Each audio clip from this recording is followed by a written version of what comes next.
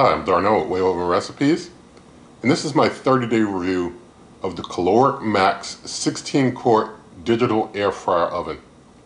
And if you've not already seen it, please be sure to see the initial review. That's where I do test cooks, a lot of measurements, side by side with some other cookers, whole lots of other things, testing. All that stuff is done in the initial review. And so a lot of things that you may be interested in knowing about this cooker are likely there. This is a 30-day follow-up where I talk about my thoughts, my impressions of the cooker, talk about how I feel it might compare to some other cookers, and things of that sort. So just want to basically start off by basically saying, generally speaking, this cooker is a pretty hot cooker, and it does pretty quick work as far as its cooking. It's a little limited on size, but still all the same, it can cook things up pretty well overall, and so it's a pretty decent cooker. It never really hits 500 degrees Fahrenheit. In testing an initial review, you might see that it never really hits 500 degrees Fahrenheit. However, it still cooks things up pretty hot and fast. I can't say that I felt that this cooker ever performed slower than other cookers in any regard. When you cook at really high heats, it tears through things and cooks them up pretty quick. So it is a hot and fast cooker with a small form factor, and the fan on top blowing that hot air right down on things does pretty good work. And I also wanted to mention that even on lower temperatures, this cooker does pretty hot and fast work. So whether you're using the highest temp or a lower temp, it still cooks things up pretty quick. Now, I do have to mention that the cooker does have a little bit of smoke. If you're cooking anything that's going to cause smoke, it's going to make a little bit of smoke. It never made my smoke alarms totally go off, but I did see some smoke sometimes if I'm cooking something that might make a bit of smoke in a cooker. Some cookers handle smoke better than others. In this one, it's going to let some of that smoke out. That is something to definitely be aware of. I've had some cookers where you can cook things and you never see a bit of smoke come out of them, which is just interesting as far as designs of cookers. Now, this cooker can hold a 9-inch round bake pan. So like if you want to cook like a little brownie in a 9-inch round bake pan, it can do that. It turns out pretty nice, but it can't hold a 13-inch bake pan because of the small form factor. And this cooker has no preheat, but it doesn't need a preheat. It will, if you want to basically start a few minutes early and kind of wait until it gets to temp, it'll give you an indication of that. I did talk about that in the initial review of how you can do preheat and such if you want. But it doesn't have a preheat. You kind of have to just add time to accommodate for it heating up to preheat. But it doesn't need a preheat. I never use the preheat for anything. I mean, for baking, roasting, I never used the preheat for anything I cooked in here. And it all turned out very well. And I used the typical time I would use on other cookers, and some things still turned out even faster than they would have in other cookers that might require preheat. That's pretty interesting. Now, this cooker has an Autopause door when you open it. I always like cookers with Autopause doors when you open it, and so this one has that feature. Every cooker ever made should, in my opinion. Now, the door doesn't have much of a big seal on it. It's got, you see here, the door doesn't have like any type of a silicone type seal or anything of that sort. So the thing about that is, when you don't have like a type of a seal on the door, sometimes heat's going to basically escape through that door. And so some foods basically you're going to have to spin when you're cooking. I found particularly with baking, like baking some almond flour cookies, ones in the back cook more than the ones in the front. In cookers that have a really good door seal, I found you don't have to spin. Everything will cook even all over in a single cook without spinning. So with this cooker, you do have to do a spin, but you don't always have to. There's some things, like I've done almond flour brownie in here in a 9-inch bake pan, and all sides of it look pretty evenly done to me. So it just kind of depends on the cook, but I would say plan on needing to spin things about halfway through if you are concerned about a real even cook, or things are going to cook a little bit more in the back than in the front. Now, the user interface on this cooker is fairly easy to figure out. you shouldn't have any problems there, but I do go into full detail of how to use the user interface in the initial review of this cooker.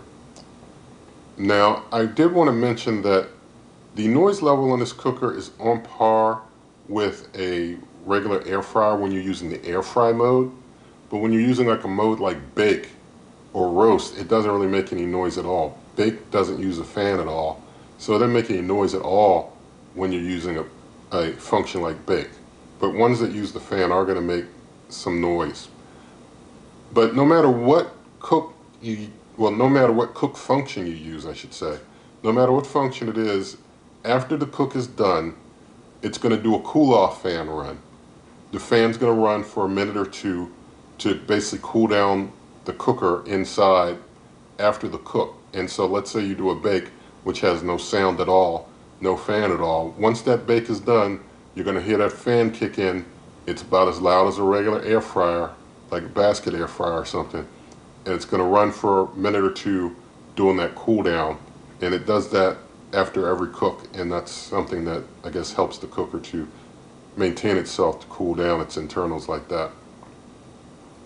Now, I do want to mention that changes on the fly with this cooker are pretty easy to do. So if you're in the middle of a cook and you need to add time, add temperature, that's pretty easy.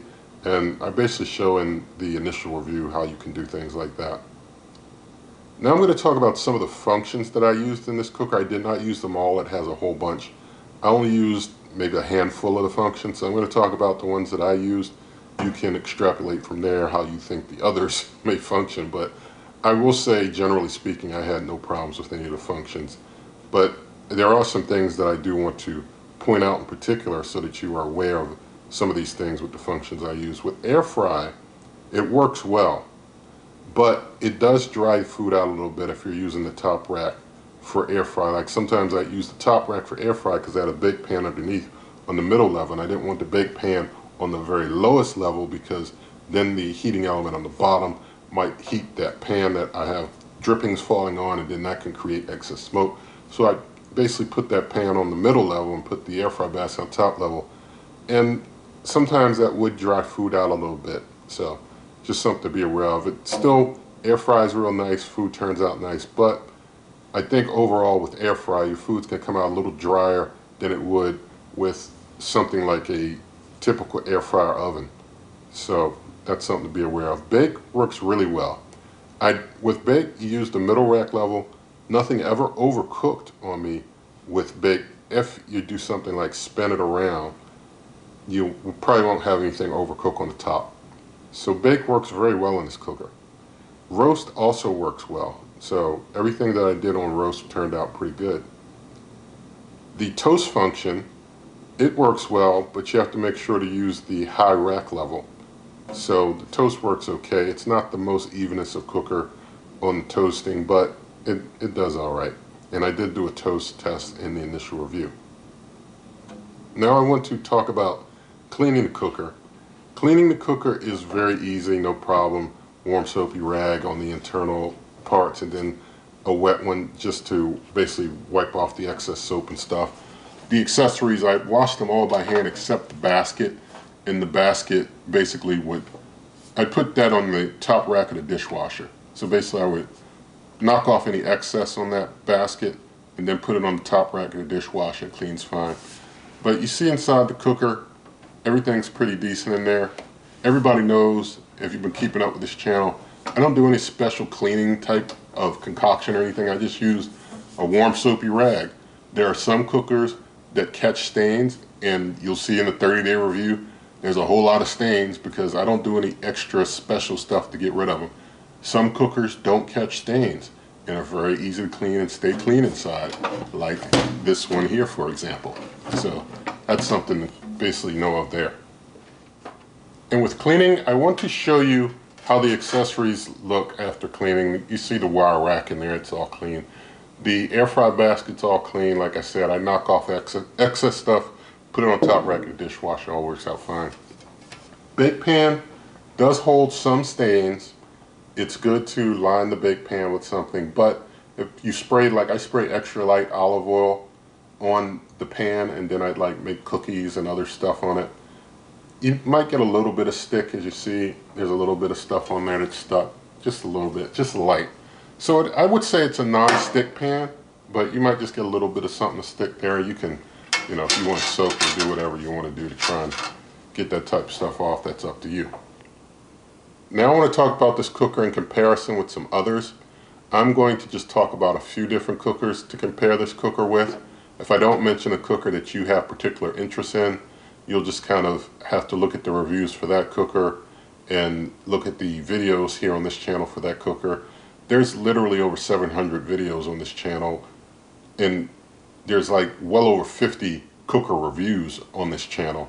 So you probably can find a review for a lot of different types of cookers on this channel, and you'll just have to kind of decide what you think on your own if it's not one that I mentioned, because I'm just covering a few.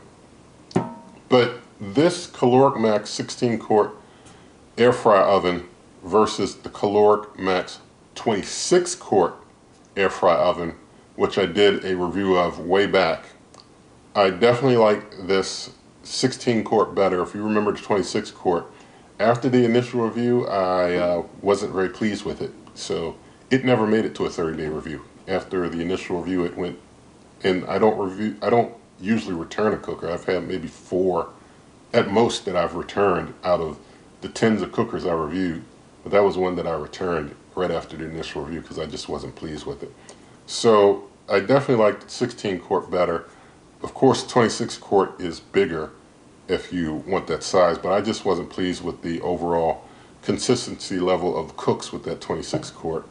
There's some people who love the 26 quart, you know, everybody has their own favorites. I just tell you my thoughts and impressions for my needs and my uses and, you know, how I feel. So basically I'm going to go on to the next one. The next one that I want to compare with is the NuWave Bravo toaster oven and air fryer. That's the smaller version of the NuWave Bravo that I did some recent review and cooks with. And this cooker, I will say, in comparison, they're both, to my, I guess, kind of on par, kind of equals as far as their cooking abilities and such. But I will say that the NuWave, things don't dry out as much on air fry, and the NuWave is able to hold a little more. This one, I could put like one of my larger ramekins in, but I couldn't put in like a smaller ramekin next to it to cook things. Like I use like I use different size ramekins. So I have like one wide ramekin and one smaller ramekin. I'm actually going to get them and just kind of show you so you understand what I'm saying. Alright, so I just want to show you, like I've got this ramekin here. It's a larger size ramekin. Of course it fits in the cooker just fine. Now let's say I wanted to cook something else side by side or heat something up. I can't fit both ramekins in at the same time together. With the NuWave Bravo toaster oven and air fryer, I could fit both of these in at the same time. It's a little wider, and so that's something that I definitely liked about the NuWave as far as that's concerned. So because of that, I prefer the NuWave over this Kalorik, even though both are pretty much equals as far as their cooking abilities. But like I said, the NuWave doesn't dry things out as much either.